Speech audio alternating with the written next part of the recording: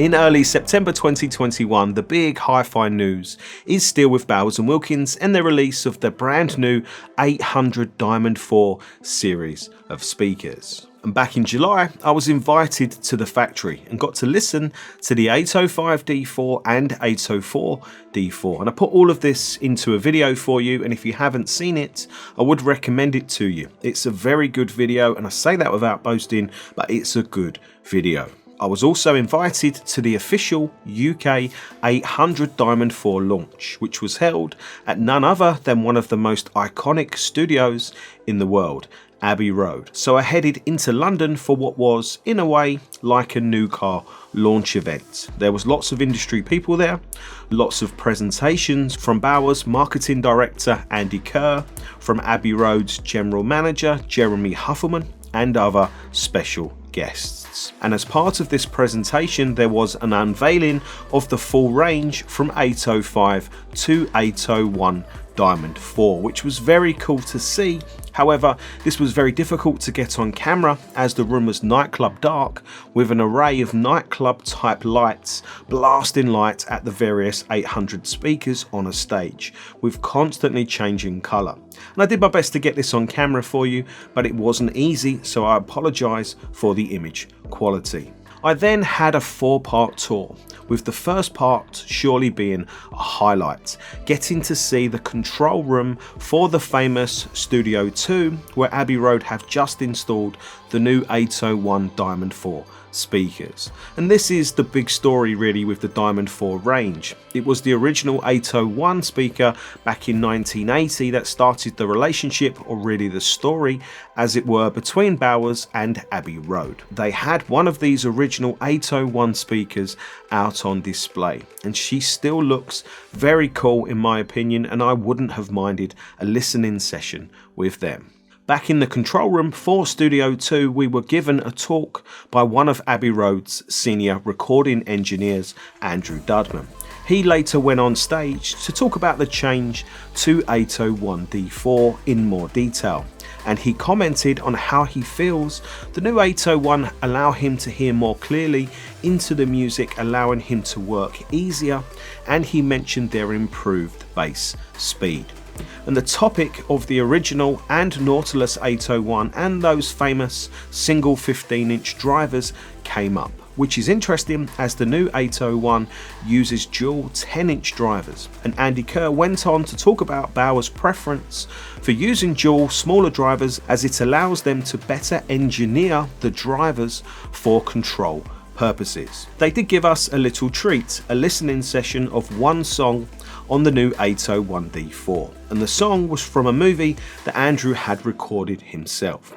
And I don't know if I can talk about the music, however, Emily Blunt was the singer, and instantly the musical presentation grabbed your attention because of the immediacy of sound and also the character of the music. There was a real soul and authenticity to it. And I could see a lot of volume meters action on the mixing desk, and I don't know if we were listening to stereo, the front 3 speakers, or what quality the music was. I don't recall that being spoke about, but to me that was irrelevant. It was just a treat to get to see a famous studio control room in the flesh, to get a taste of the acoustics in one and hear how the music starts. So I know how close I am to that, and I would say in the main pretty close, which is a good thing. Oh, and of course, it was a treat to hear the new 801 D4 for the first time too. But sadly, this was a very short luxury, and we had to move on to the next part of the tour, which was a short chat about Abbey Road Studio from Jeremy Huffelman, General Manager. And this was my first visit, and you soon realise Abbey Road, the venue, is a London house that has been heavily extended and converted. And as you enter, there are lots of corridors with some amazing photos on the wall that I wasn't allowed to take any video of, sadly. And they do have their own cafeteria / bar at Abbey Road Studios, and I don't know how anybody gets any work done with a bar in house. Or maybe it's a beer and a bacon sandwich that is the recipe for creative genius. Who knows? You have seen the control room for Studio 2. It's not a very big room. It's bigger than it looks, but it's not a massive room, and in a way, quite domestic listening room sized. However, Studio 2, where the Bowers event was happening, is a very big room. I'm guessing 30 feet high ceilings, and Studio 2 is not even the big recording studio. That is Studio 1. And there was an orchestra in there recording a movie score, so I wasn't allowed to see that, sadly. Jeremy, again the general manager of Abbey Road, gave us a talk about how the Beatles changed the recording industry. By all accounts, up until their Sgt. Pepper album, the audio engineers kept themselves very separate to the musicians, and the whole recording process was done very much to short time frames. By all accounts, the Beatles changed that when they spent months working on the Sgt. Pepper album, and they were very much involved with the recording process, coming up with ideas of how to record certain sounds, like the bubbles for the track Yellow Submarine. That was captured apparently by placing a microphone in a condom in a bucket of water and then blowing bubbles into it. The third stage of my tour was a chat from one of Bowers' chief speaker engineers, and he talked to us about the original 801 speaker and why it was unique in its time, the separation of mid-range and tweeters from the bass enclosure, and how they used unique materials for certain properties. Then when they moved up to the legendary Nautilus 801, with the curved cabinet, curved for strength reasons and to help reduce any reflected sound from the cabinet itself, and this same idea was used for the mid-range enclosure. When you look at the Nautilus 801 in the flesh, it is a beast of a speaker, and yes, the design definitely still holds up today, but it does look dated compared to the newer 800s. However, I'm sure some might prefer its more traditional appearance, of course. What I thought was interesting is that some people have commented that they don't like the leather top on the new Diamond 4 speakers, and that it's not a very traditional Bowers and Wilkins thing. Well, interestingly, you can see with the Nautilus 801 and the original 801 for that matter, Bowers installed a material on the top that looks like it's a little bit like a rubbery felt. So having leather or a material on the top of an 800 speaker is probably more traditional rather than less.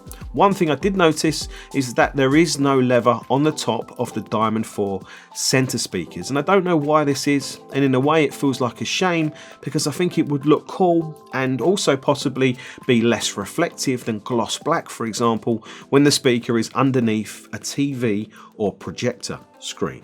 And the last part of my tour was another listening session with the new 805 D4 speakers in the darkest room ever. Again, sorry about the video quality. And this is actually a warm-up room for singers on a normal day. So only a small room, but with very managed acoustics. For those who have watched my factory tour video, they might recognise the same Marantz amplifier and Marantz CD player that was being used as a DAC. But this time the source was an Inuos server, and the music played was a mixture of bass heavy Billie Eilish, some jazz and a few other pieces to show the bass capability of the stand mount 805, their transparency and fun factor. And I was tucked into a corner, so it wasn't the best demo for me, but I could recall their sound from my demo from my factory tour, and I instantly recognised the presentation of this system. And that was pretty much it. I definitely enjoyed my insight into Abbey Road Studios, and I feel the same now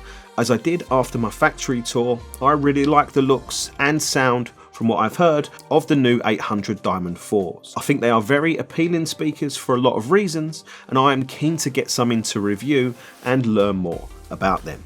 And I'm hoping that that will be soon. And I'm also hoping that you enjoyed this video. If you did, hit the thumbs up button and maybe subscribe to the channel if you'd like to see more videos like this. I'm going to leave you with a photo that I took of a very famous crossing that some of you might recognise. Thanks very much for watching. I'll see you soon. Take care. Bye.